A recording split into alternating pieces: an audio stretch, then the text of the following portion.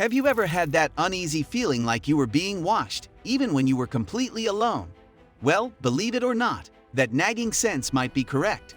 From the moment you step outside, there are dozens, if not hundreds, of eyes in the sky watching your every move. Let me explain. The shocking number of satellites encircling our world. In the late 1950s, the world was gripped by the cutting edge of the space race as the Soviet Union launched Sputnik 1, the first ever artificial satellite, into orbit around the Earth. But that lonely single traveler quickly had more and more companions joining it overhead. Fast forward to today, and the number of active satellites circling our planet is almost too many to comprehend. Current estimates suggest nearly 7,000 functional satellites are zipping around above the atmosphere. That's essentially one satellite for every 1 million people on Earth. And incredibly, that number could explode by an order of magnitude in the next decade alone. Private companies like Elon Musk's SpaceX have ambitious plans to blanket the planet with tens of thousands of satellites for their Starlink internet constellation. If projections hold, by the 2030s, there could be well over 100,000 artificial moons studying the celestial sphere in a blinding array never before witnessed in human history.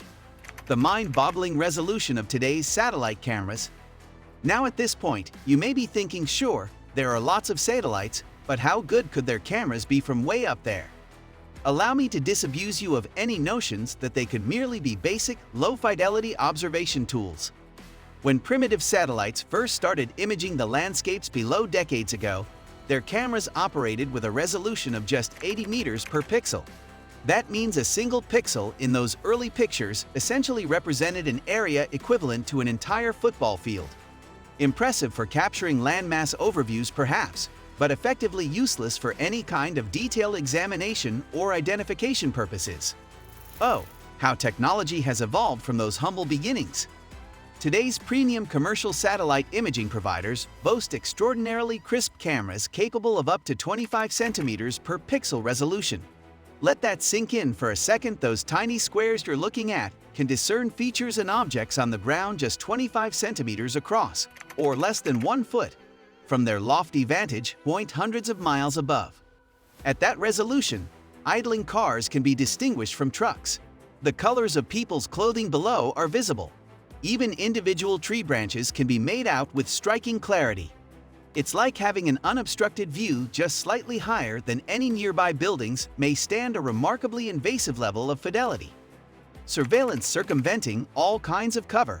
But as jaw-dropping as those visible light capabilities are, perhaps even more unsettling are some of the other tricks modern satellites employ to ensure virtually no corner of the globe has anywhere to hide from their unblinking gazes. Advanced infrared cameras allow the satellites to track heat signatures through cloud cover and even operate at night. Active sensors can beam focused radar and laser signals to the surface below and construct high-definition 3D models of the terrain using the reflected pulses. Between optical, infrared, and radar suites, there is essentially nowhere on or even below the Earth's surface that can't be continuously observed and rendered in exacting detail. We know what you may be thinking. If I duck into a densely wooded area or hilly locale, at least I temporarily escape detection, right? Unfortunately, even dense forest canopy is no match for satellite scanners tailored to penetrate obscuring tree cover. As for mountains and valleys, 3D radar composites can reveal the contours and dips of any landscape features in stark relief. So whether it's day or night, whether there's thick cloud cover, and even if you took refuge deep within a cave system itself, there's a scary possibility you'd still show up on some satellite sensor feed. Nowhere is completely opaque to these orbiting sentinels and their ever-evolving arsenals of surveillance technologies. Satellite imagery helping humanity. Now, to be entirely fair, this unprecedented global monitoring capability hasn't been purely designed or used for nefarious overwatch motives like those portrayed in dystopian sci-fi stories. There have been legitimate positive applications for many satellite observational programs as well. High-resolution satellite imagery has been invaluable for climate scientists studying deforestation rates, Arctic-Antarctic ice shelf depletion patterns, rising sea levels, and increasing atmospheric greenhouse gas concentrations that all paint a sobering picture of a warming planet. Having consistent visual records helps quantify just how quickly instigated environmental degradation is progressing and reshape policies to better combat it. Search and rescue efforts have benefited greatly too. In the wake of natural disasters like wildfires, hurricanes, earthquakes, and tsunamis, rescue teams can leverage up-to-the-minute satellite intel to triage impacted areas and identify where resources should immediately be deployed. Planetary scans can spot mudslides, flooding zones, damaged infrastructure, and more to direct resources as efficiently as possible. Even farmers and agricultural analysts have co-opted satellite imagery to monitor soil conditions, optimize irrigation processes, track crop health, and peer into supply chain patterns impacting cost and availability. In essence, this extraterrestrial line of sight has proven an extraordinarily versatile and impactful tool to help humanity better understand and strategize around the world we're trying to responsibly steward over. The darker side of omnipresent surveillance. However, the potential for misuse and overreach by governments and corporations with this much visual power over every inch of the globe is rightly concerning to privacy advocates.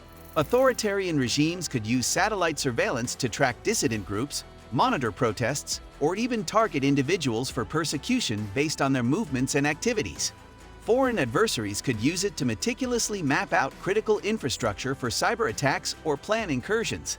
And let's not forget about privacy invasions by companies hoping to gain consumer insights, observing where people shop, tracking population movements, etc. Just how much of your personal life are you comfortable having studied and monetized from entities who see you as nothing more than a data point? Striking a balance between security and privacy. The genie is out of the bottle, though we can't put the surveillance satellites back in their rockets. And realistically, nobody would want to lose all the scientific and national security benefits they provide either. So how do we as a society balance these unprecedented monitoring capabilities with reasonable expectations of privacy and personal liberties? It's a conversation with no easy answers and a perpetual tug-of-war between conflicting values. Stronger policies restricting commercial satellite resolution and targeting abilities. More rigorous international treaties? Or do we simply accept that we live in an age of inevitably shattered privacy and architectural camouflage becomes a must for those wanting anonymity?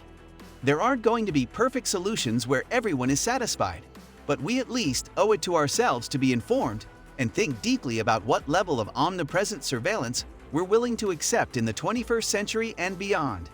The odds are already upon us. Those are just some of the unsettling yet fascinating implications of global satellite surveillance that I wanted to explore today.